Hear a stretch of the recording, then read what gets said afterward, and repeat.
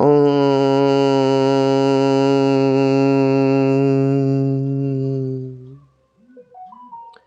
हे प्रिय मित्रों, माताओं, बहनों, अनुजों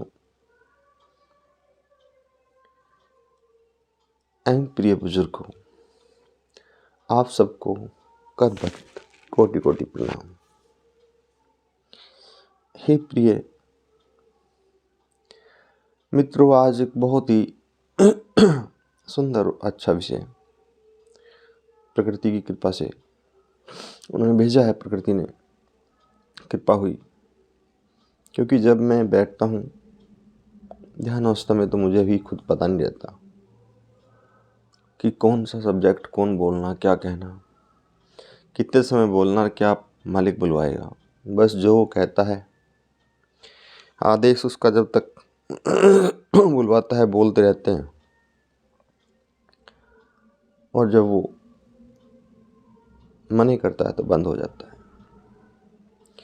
हे प्रिय मित्रों, आपने देखा होगा हर घर में पूजा पाठ हो रही है, जब तब चल रहे हैं। कलिकाल का दौर है, पूजा पाठ बहुत ज़्यादा होता है, लेकिन होता है बस कि हो रहा है, इससे आगे बहुत कम महसूस होता है। अब जैसे कभी ध्यान कर रहे हैं, साधना कर रहे हैं, बहुत योग साधना में लगे हुए हैं, ऐसे अक्सर शब्दों को ऐसी बात सुनने में मिलती ही रहती है। लेकिन सबसे पहले क्या है, हम जो भी कार्य कर रहे हैं वो चाहे कुछ भी हो, उसको समझना अति आवश्यक है। यही सफलता का मूल मंत्र है। कोई भी कार्य हम करें, चाहे कुछ भी हो, इससे ये मतलब नहीं हो कौन सा कार्य है, पहले उसको समझ लेना बहुत ज़रूरी है। जैसे आप कृषि कार्य करने जा रहे हैं, लेकिन जब तक आपने उसको अच्छी तरह नहीं समझा तो शायद कृषि कार्य होना भी संभव नहीं है। ऐसे ही हर एक कार्य है। अब रहा योग साधन भी ऐसा ही है आध्यात्मिकता में। पहले योग से लीजिए, योग कैसा योग, किसका योग, है ना। योग होता है अपना इस शरीर का, उस शरीर में जो अंदर बैठा है वो परमात्मा जो बोल रहा है, जो आवाज़ के रूप में आपको सुनाई दे रहा है ना। ये ऊपर वाला बोल रहा हो, परमात्मा बोल रहा हो, ईश्वर बोल रहा हो, परम शक्ति परम सत्ता बोल रही है इस शरीर के माध्यम से। नहीं तो आपने देखा होगा, जैसे आदमी मृत होता है तो फिर ये शरीर क्यों नहीं बोलता, क्योंकि जो अंदर बैठा परमात्मा वो चले जाता है। उस कान से वो शक्ति है जो बोलती है, वो बाहर निकल जाती, चली जाती है, उस परमात्मा में विलय हो जाती है। क्या वो सूर्य सृष्टि उसी की है, जहाँ भी जैसे भी व्यवस्था है, लेकिन फिर ये सही नहीं बोल पाता। इसलिए योग का मतलब है इस शरीर का, इस शरीर के अंदर जो आत्मा है उनका मिलना। योग माने जोड़ना, मिलना। और वो कैसे मिलता है, जब हम उसको समय देते हैं। आप भी देखो, आप अपने घर में हो, अब किसी से आपको मेल मिलाप रखना है तो उसके लिए समय देना पड़ेगा आपको, ये निश्चित है। सोचो आपके कोई मित्र है, अगर मित्रता आपको बरकरार रखनी है तो उसके लिए समय देना पड़ेगा। रिश्तेदारी अगर उसको बना के रखना पड़ेगा तो उसके लिए भी समय देना पड़ेगा। तो इसलिए अगर योग कर रहे हैं, अपना आत्मा और परमात्मा एक ही होते हैं, इस शरीर से उस आत्मा का मिलन, इसे योग कहते हैं।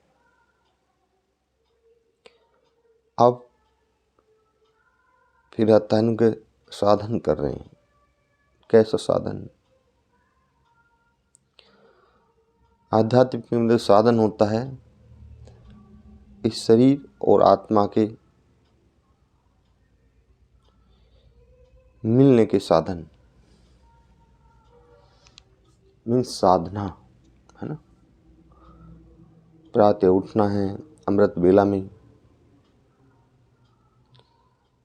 स्वच्छ होना है, नित्य क्रिया से निवृत्त होना है, फिर उस प्रभु चिंतन में, प्रभु स्मरण में, प्रभु की याद में, ध्यान में, योग में, जैसे भी जिसकी व्यवस्था है उसी के अनुसार समय देना है।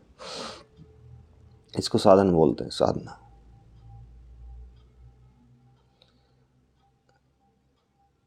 अब आता है इसके बाद भक्ति। भक्ति सब जुड़ा है भक्त से, और भक्त के लक्षण भी देखने जरूरी हैं। जो अपने गुरु, अपने इष्ट, अपने देव का पूर्ण रूप अनुसरण करे, अपने गुरु का, अपने देव का, अपने इष्ट का पूर्ण रूपेण अनुसरण करे, मनसा वचना कर्मणा, तीनों चीज, वही भक्ति के योग हो सकता है। अन्यथा मनमुखी की हुई भक्ति तो सफलता की गारंटी बस नाम मात्र होती है, क्योंकि मनमुखी को तो कहीं जगह होती ही नहीं। देवता भी एक्सेप्ट नहीं करते उनको। हे प्रिय मित्रों, अब विषय आता है आपका योग, साधना, भक्ति, है ना। अब इनको आपने समझा, अब इन्हें समझ लेने के बाद जो आप करोगे ना, तो उसका आनंद कुछ और ही होगा। क्योंकि अब आपको दिशा मिल गई है, हमें क्या करना है, किस निमित्त करना है, और अपनी थॉट, उस समय विचार कहाँ स्थित होने चाहिए। इतना जान लेने मात्र से ही इतना आगे का रास्ता आपका खुल गया। लेकिन आप बस भक्ति साधन किए जा रहे हैं, पता चल नहीं पा रहा, और जीवन पूरा हो गया तो समझ ही नहीं पा रहे क्या फायदा उस चीज का। जो लाभ होना था वो 10% भी नहीं हो पा रहा। इसलिए कहते हैं कि योग गुरु हो, उसका होना अति आवश्यक है। योग्य गुरु का होना अति आवश्यक है, ताकि आपके सद्मार्ग पर चलने का जो रास्ता है उसमें वो सने सने मदद करे। और कई बार विचलित हो जाता है इंसान, कई बार हो जाता है कि जरा सा भी पेट में दर्द हुआ, उसका दोषी वो भगवान को ठहराता है कि भगवान तूने क्या कर दिया है, मैंने तेरा क्या बुरा करा था। लेकिन प्रिय मित्रों, बिना कुछ करे तो कुछ होता ही नहीं है। ये तो आप सब जानते हो, पहले बोया जाता है फिर काटे जाता है। इसलिए हम उसको एक्सेप्ट नहीं करते और ईश्वर में दोष देखना शुरू कर देते हैं और पाप के भागी हो जाते हैं। ये है बिना गुरु की भक्ति का असर। अब गुरु भक्ति देख लीजिए, अगर वासुदेव वही कोई हाथ में चोट लग जाए, पैर में दर्द हो जाए, अब पेट में दर्द हो जाए, फिर भक्त की क्या विचार होते हैं अगर गुरु भक्त होता है। हे गुरुदेव, तेरी बहुत बड़ी कृपा, तेरा बहुत बड़ा एहसान, तूने इस पेट दर्द में बचा दिया। नहीं तो बहुत से लोगों की तो इस तरह आंत फट जाती है, किडनियाँ डैमेज हो जाती हैं, लीवर और पैंक्रियास काम करना बंद कर देता है। ये तेरा बहुत बड़ा एहसान है, तूने जरा से दर्द हुआ और खेल ख़त्म कर दिया। संपूर्ण जीवन शेष है आपकी भक्ति सेवा के लिए, आपके बताए मार्ग पर चलने के लिए। और आपके बताए सांसारिक कार्य करने के लिए। तो प्रिय मित्रों, जीवन में किसी भी चीज़ को जानने के लिए, समझने के लिए एक योग गुरु का होना परम आवश्यक है।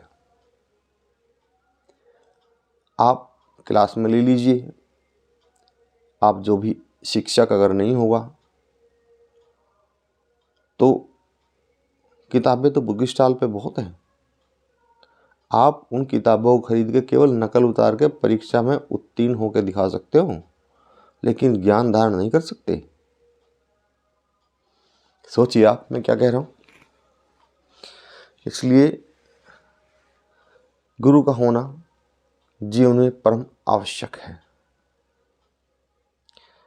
वो क्षेत्र चाहे आध्यात्म का हो, चाहे वो भौतिकता का हो, चाहे वो सांसारिक हो, कोई सा भी हो, वो एक अलग चीज़ है। लेकिन गुरु का होना आवश्यक है, क्योंकि यहाँ तो जो ईश्वर पैदा हुए हैं, अवतार हुए हैं, उन्होंने भी गुरु को धारण किया। क्या राम है, क्या कृष्ण है। हे प्रिय मित्रों, अब वीडियो का समय बढ़ता जा रहा है और फिर वही समस्या कट कट करके देखना, समझ में आना नहीं और परेशानी होना। इसलिए मैं अपनी वाणी को विराम देता हूँ और आप सबको एक बार फिर कर प्रणाम।